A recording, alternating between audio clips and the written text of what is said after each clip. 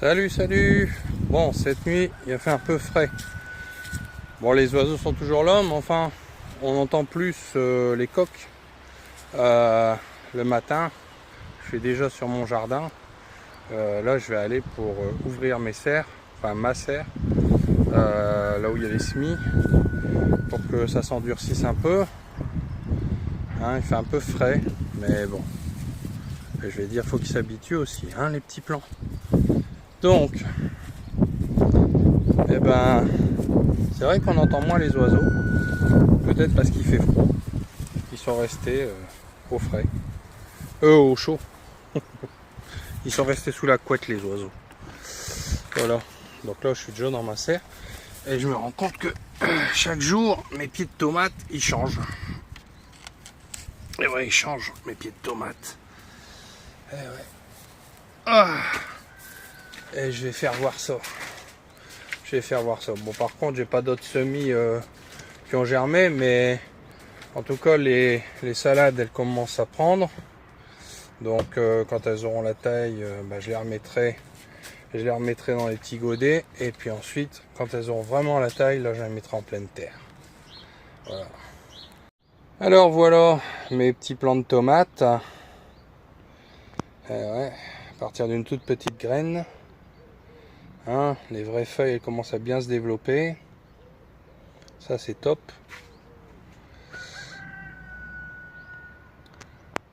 Ça c'est trop top.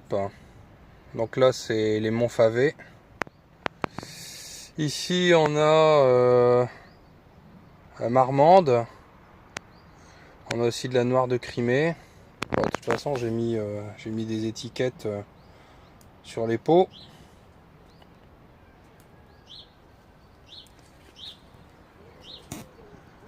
Et de l'ananas. Là, de la tomate cerise, de la super sweet F1. Bon, on essaye des graines de chez Lidl. Bon, ça a l'air de le faire, hein. Je vais dire, moi je suis content en fait quand je les ai repiqués. Ils étaient vraiment tout petits. Et puis là, ils commencent à prendre du poil de la bête. Et là, de la cœur de bœuf. Donc voilà. Et puis là-bas on a donc encore la cœur de bœuf. Voilà. Alors ce qui est marrant c'est que je suis en train de déterrer les plants de fraisier qui sont dans les mauvaises herbes. Alors ici on a les mange-tout, mais bon ça on verra dans quelques jours, ça va sortir de terre, mais là c'est pas encore le moment. Je viens de les faire. Et en fait et ben ils sont dans des godets et puis ben voilà, il y a des fleurs, c'est trop merveilleux. Qui dit fleurs dit fraise. Et donc et puis là on a les salades. Donc en fait on a de la laitue 4 saisons là, ce qui est le plus fourni. Donc quand ça aura la bonne taille, je repique. Et donc là, la grosse blonde paresseuse. Elle est un peu paresseuse parce que pourquoi blonde et pourquoi paresseuse, il n'y a pas de lien. Mais bon, très bonne salade. Donc aujourd'hui, on va faire encore d'autres semis, sachant que en intérieur, j'ai également fait des choux. Et donc, dès que je peux, je vais les ramener ici en serre. Donc le potager, c'est ça, c'est faire ses semis, c'est les suivre, c'est les endurcir, mais c'est aussi s'occuper du terrain. Mais enfin, c'est un peu compliqué quand même. Mais un petit peu à la fois, on va y arriver. Bon, comme vous le savez, je pense, je suis un peu limité parce que bon, j'ai eu une opération il y a quelques années, enfin même plusieurs opérations, que ça soit 2 opérations du dos, que ça soit également d'autres opérations qui me limitent un petit peu. Mais malgré tout, on arrive à produire, je vais dire, nos légumes pour la famille. Et on trouve toujours des outils pour se faciliter la vie. Et puis également des techniques qui simplifient tout, hein, et c'est le but. C'est pas toujours simple quand on a un handicap de véritablement faire tout comme tout le monde, mais on y arrive. Et le principal, c'est de s'épanouir et de faire les choses non par obligation, mais de les faire par amour de ce que l'on fait. Et qu'est-ce que j'aime ce que je fais. Donc chaque matin, aller ouvrir la serre, c'est déjà la première chose. Et ça permet au moins de se reconnecter à la nature. Ça, c'est primordial. Alors une chose que j'ai faite également hier, c'est de planter un érable, mais un érable qui aura la taille d'un arbuste, pas plus d'1 mètre de hauteur et de large. Et en même temps, à côté de celui-ci, hier matin, j'ai eu la chance, en allant porter un colis dans un relais, qui était un magasin de fleurs, de voir des azalées du Japon.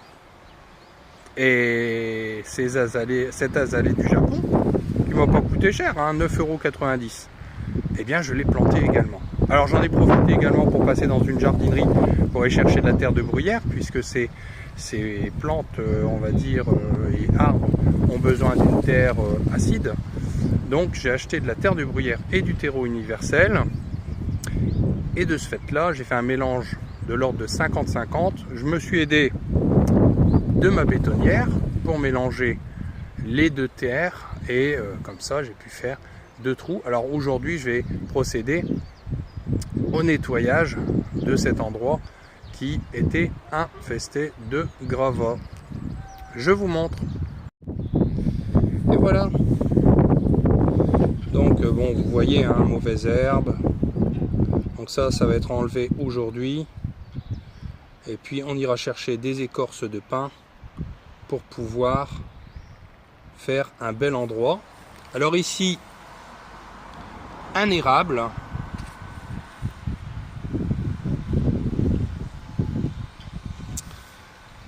Et ici, un azalée du Japon. Alors lui, par contre, en termes de taille, l'azalée du Japon, il atteint 1,50 m de haut. Il peut atteindre 1,50 m de haut et 1,50 m de large.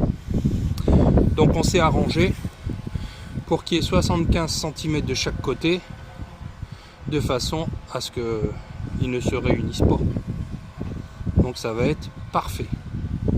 Là, l'espacement qui a été choisi est nickel. Alors aujourd'hui, ce qui est prévu également, c'est de mettre de l'engrais, du fumier de poule que j'ai acheté en magasin, et de mettre ça au pied des différents, alors camélias ainsi que hortensia, mais également au pied des rosiers et au niveau de l'azalée ainsi que du rhododendron. Et ça va les nourrir, et il faut le faire 3 fois par an, en mars, bon là ce sera au mois d'avril, hein, bon, voilà, en juin et en octobre. Voilà, c'est à faire entre mars et octobre, de façon à les nourrir et à avoir des plants qui produisent des belles fleurs. Parce que c'est bien, hein, de produire à manger, mais c'est important aussi de mettre des fleurs. Parce que les fleurs vont attirer les pollinisateurs, et automatiquement, ils vont polliniser également les fleurs des légumes. Donc tout ça crée une biodiversité qui va permettre à votre jardin d'être ultra productif. Et c'est notre but, d'avoir un jardin qui produise. Parce que si c'est pour avoir des plants qui ont des fleurs qui avortent, et de ce fait-là des légumes qui sont inexistants, c'est pas la peine. Donc il faut savoir aussi planter des arbres, des fleurs, enfin des azalées, tout ça, mais aussi savoir aussi semer des prairies fleuries, ou alors des mélanges style de la facélie, qui sont des engrais verts, mais qui sont également des fleurs qui attirent énormément les pollinisateurs. Facélie, moutarde des champs, etc. Là j'ai fait une parcelle de facélie, et bien elle servira pour les pollinisateurs, elle ne servira pas pour les légumes. Mais c'est pas grave, parce que à d'autres endroits sur le potager, qui fait 600 m², eh bien on peut produire énormément de légumes. Donc et puis bon, après je vais dire, il y a aussi les fruitiers qui sont à différents endroits dans le jardin, puisque j'ai une partie de jardin qui fait elle doit faire à peu près ouais, elle fait 800 mètres carrés, et puis la partie potager fait 600, donc vous voyez, il y a de quoi faire. Donc je vais vous montrer un petit peu. Donc ici près de la ébène, on trouve entre autres 2 hibiscus, et puis on a mis également, mais là, très récemment l'année dernière, un forsythium et qu'on ne voit pas. Ici alors les poiriers, alors si vous avez des infos à me donner, des bonnes références pour apprendre à tailler les poiriers, ce serait top, parce que franchement là je suis pas au top à ce niveau là. Donc là on a un poirier, alors celui-là c'est un poire Williams, donc bien en fleurs, et à côté on a un poirier Général Leclerc qui est bien en fleurs également. Donc à côté de ça, on a également un spiret. Donc ici on a un espace pour s'asseoir. Ici nous avons mis également un magnolia. Alors c'est un magnolia, lui il a déjà perdu ses fleurs. Et donc c'est un magnolia arbustif. Ici on a mis donc un palmier.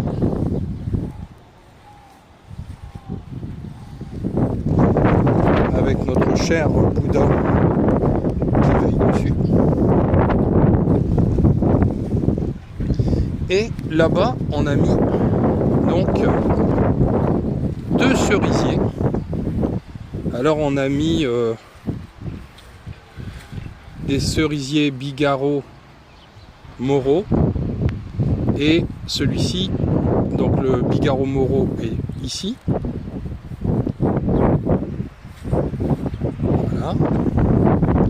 Et ici le Bigarro noir.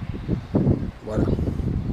Alors ici on a quelques framboisiers qui ressortent tout le temps, même quand on les enlève, il y en a toujours des nouveaux, qu'on ira repiquer dans le fond du potager, où on a mis une ligne complète de framboisiers. Et ici on a des groseilliers. Et alors là c'était l'espace où on devait faire un plan d'eau, et tout compte fait, avec le changement climatique, j'ai choisi de plutôt tout reboucher, et on mettra également des fruitiers. Alors il est important aussi de s'extasier devant la beauté des fleurs, parce que les fleurs c'est important comme je vous le disais. Et donc regardez-moi ça, ce rhododendron avec ses sublimes fleurs.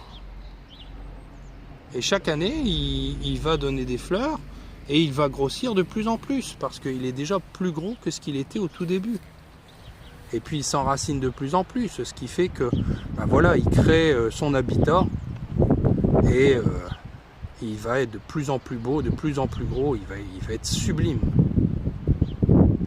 Donc voilà, c'est ça le trésor, c'est pas autre chose.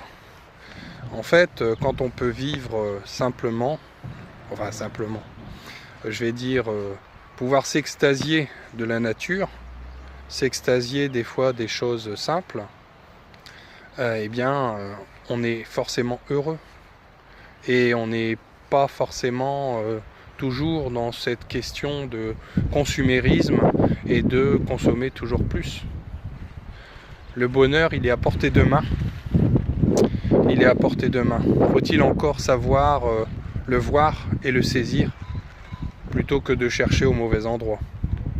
Enfin sur ce, moi je vais vous laisser, et on va se retrouver très prochainement.